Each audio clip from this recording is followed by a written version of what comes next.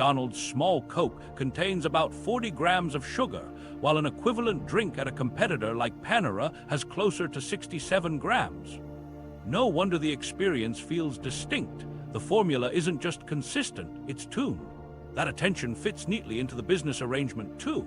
McDonald's long-standing deal with Coca-Cola guarantees no other restaurant can purchase syrup at a better rate than McDonald's.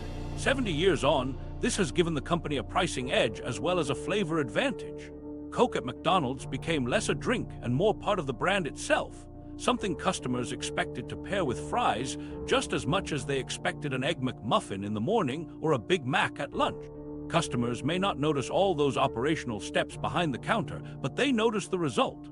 A McDonald's Coke cuts cleanly through salty fries and burgers, refreshing in exactly the same way each time. That reliability feels like comfort in a cup. It's not about a special secret recipe. It's about a chain deciding to treat soda with the same seriousness as its food.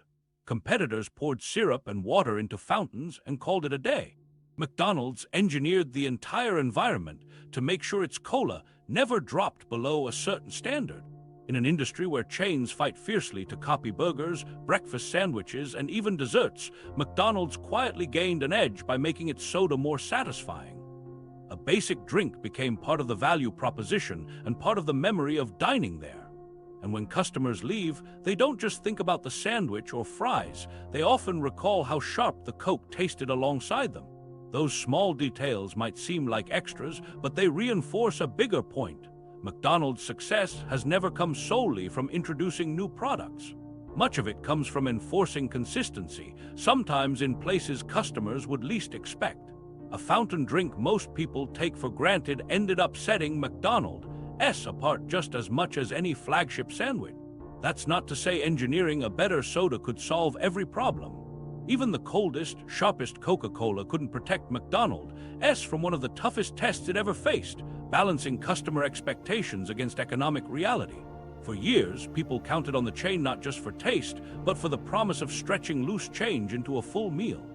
And when that promise collapsed, the fallout was unlike anything a drink dispenser could fix. The rise and fall of the dollar menu. For years, McDonald's had built its brand on consistency, but nothing shaped its image of affordability quite like the dollar menu. Launched in 2002, it was marketed as a simple promise: put familiar staples on the menu for exactly $1, drawing customers with unbeatable bargains and trust that they'd spend extra once inside. On paper, it was a neat solution to fend off rivals in the early 2000s value wars. In practice, that single dollar became one of the most complicated prices McDonald's ever advertised.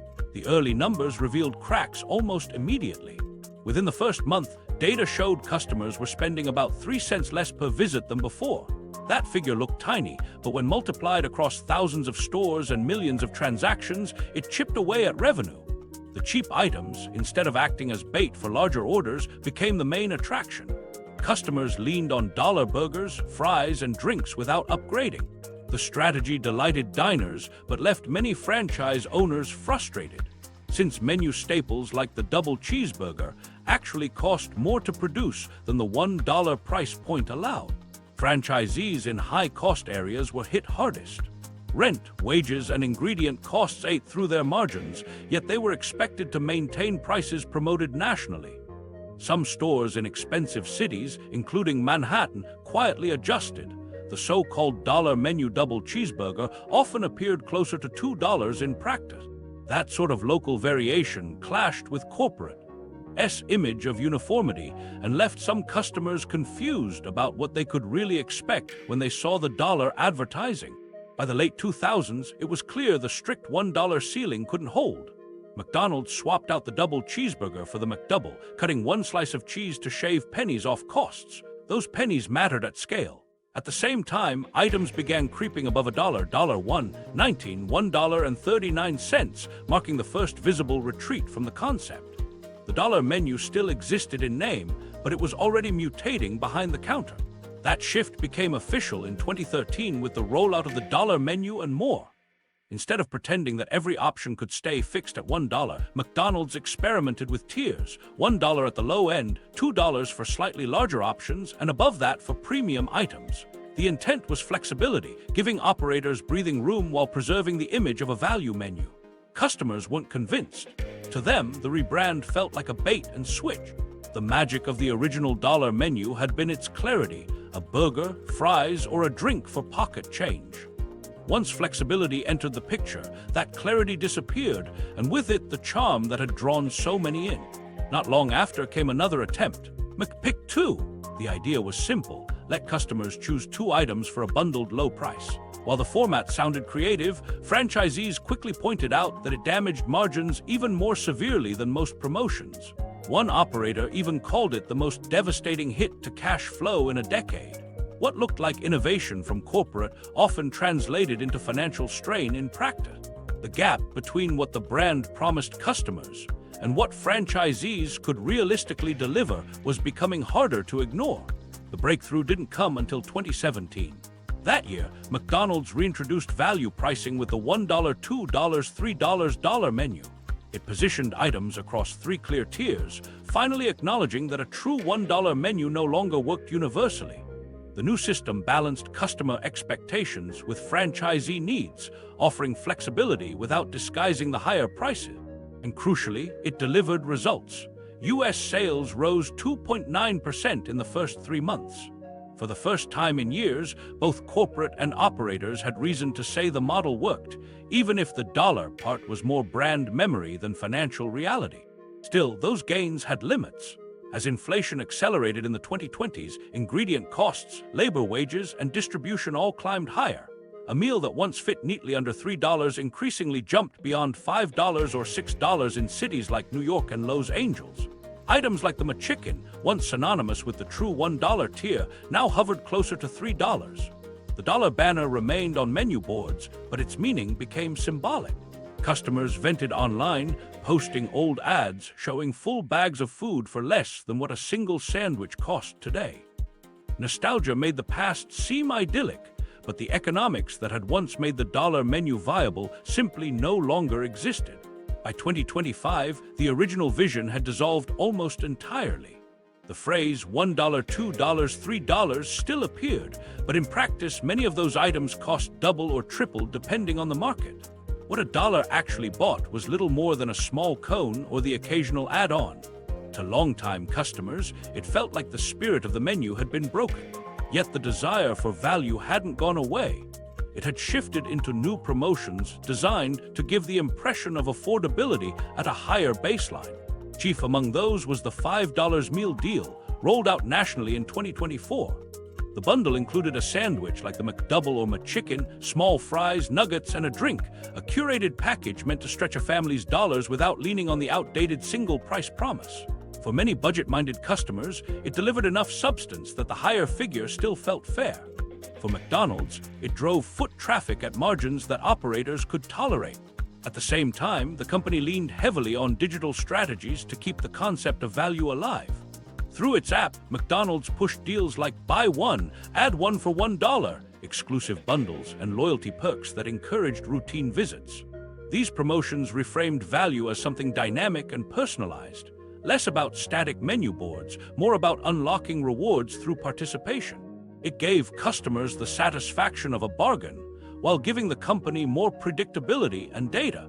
In that sense, the original dollar menu lives on, if only in spirit. It exists now as a branding idea, a reminder that McDonald's built an identity around always offering something affordable, even if the definition of affordable keeps shifting with the economy. Where once a teenager could fill up after school with coins from a glove compartment, today that same ritual comes in the form of bundled meals and app notification.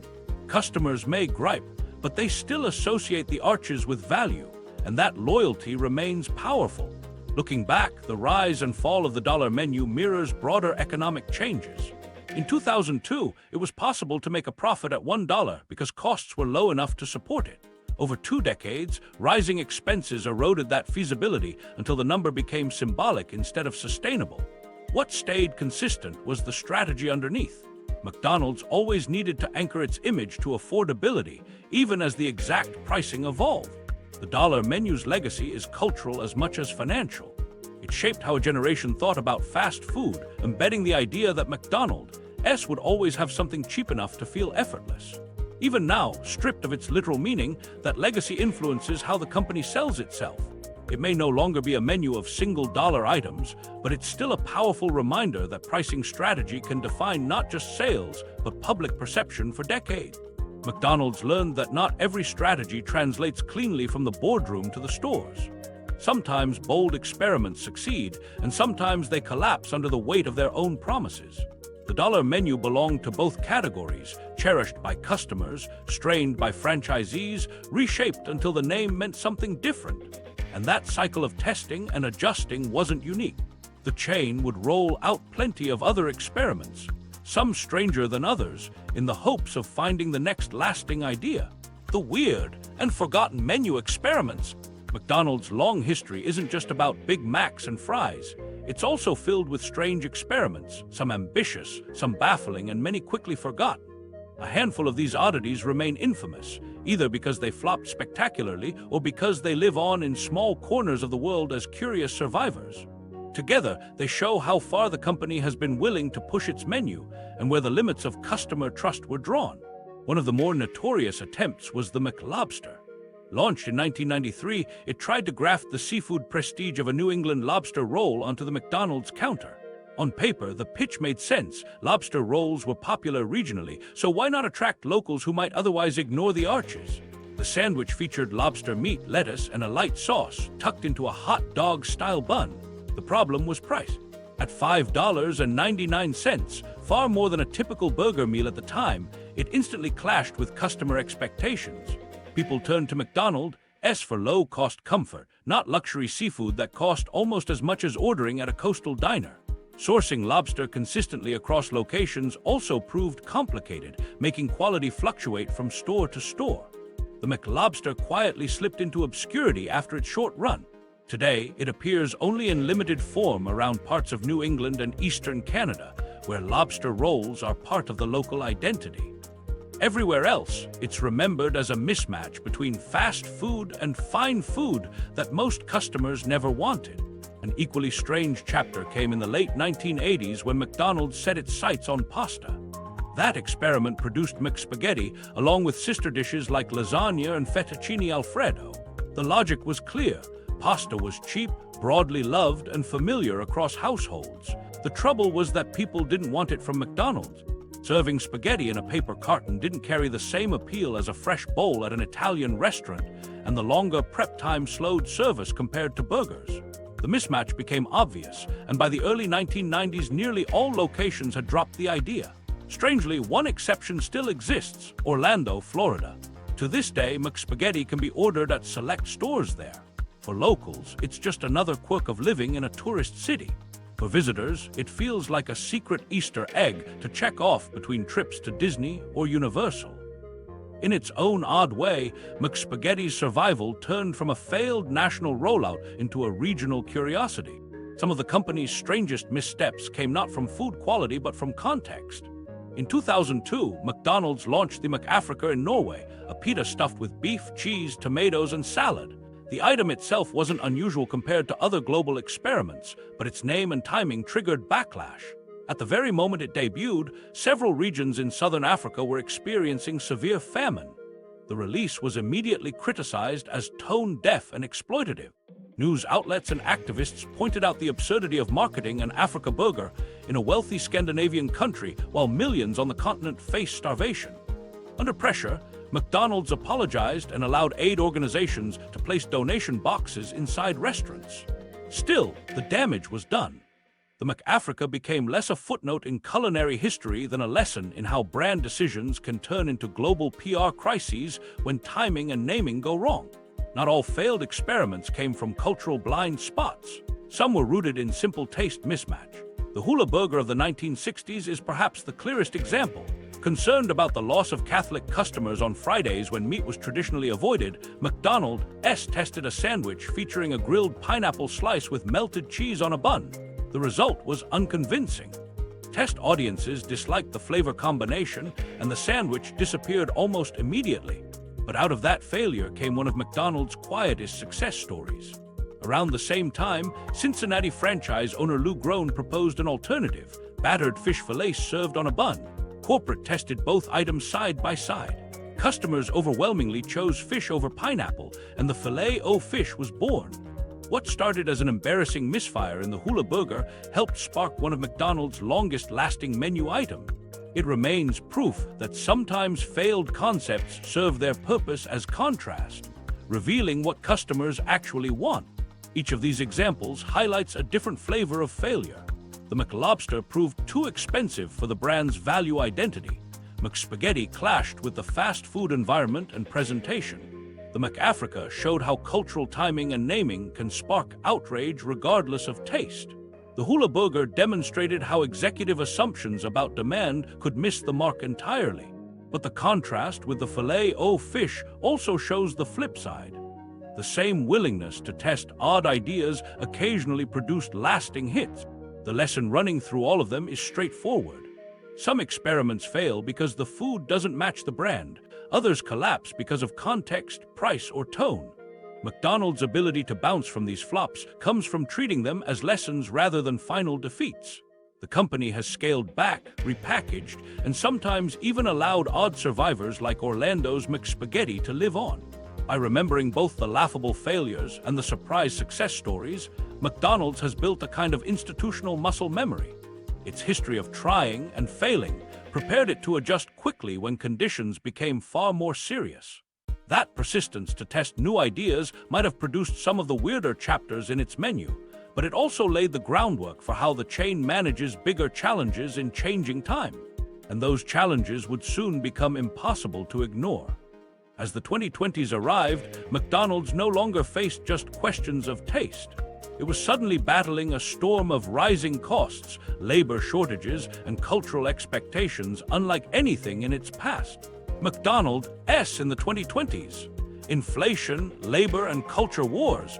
McDonald's in the 2020s became less about adding new sandwiches and more about keeping its place in an economy reshaped by higher prices, tighter labor, and shifting cultural expectations.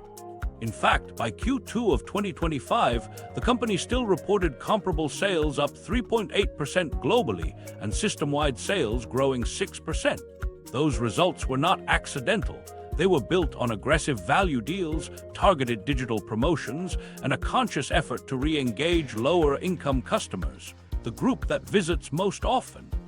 The gains showed resilience, but they came against a backdrop that made every decision harder to sustain. Rising costs were the biggest squeeze. Between 2019 and 2024, food climbed 29%, labor increased 31%, and supplies added another 20%. A single franchisee watching these numbers had a choice: raise prices and risk turning customers away, or absorb hits to the thin margins that made the business viable. Neither path looked appealing. Customers were sensitive to every change. Even longtime regulars began to cut back, with surveys in 2024 showing that more than half of U.S. adults were eating out less. For McDonald's, the default symbol of value, that was a warning sign. The response was to build new anchors of affordability. The $5 meal deal rolled out widely in summer 2024 and gave families a tangible target, a predictable meal that didn't require mental math, a way to budget during weeks when grocery bills kept climbing. Alongside it came the daily double promotion, priced deliberately to reassure households counting dollars. Chris Kempczynski, the CEO, said flatly that reconnecting to lower-income families mattered most. These customers didn't dine out occasionally. They provided the steady foot traffic that sustained operations week after week. Without them, the rest of the system became fragile. Other tactics worked more quietly. Shrinkflation became part of the toolkit. A large soda poured a few ounces shorter, a fry sleeve filled slightly lower, a burger just a touch thinner. To the eye, the menu looked familiar. To the ledger, the pennies saved added up quickly when multiplied across millions of daily orders. McDonald's was hardly the only brand to adopt this method, but it showed how hard it had become to balance familiar prices with exploding expenses. The trick was to make the changes subtle enough not to push customers over the edge. Technology offered another set of tools, both for cost control and for customer loyalty. In some test markets, McDonald's experimented with AI-driven dynamic pricing, adjusting the cost of specific items based on demand, location, or time of day. The approach borrowed directly from airlines and ride-sharing apps, though applied at a far smaller and less noticeable scale. More significant was the broader digital platform itself. Ordering through the McDonald's app offered loyalty points, exclusive bundles, and deals designed to shift customers away from higher-fee delivery platforms like Uber Eats. Every app order bypassed commissions, and every loyalty point reinforced habit.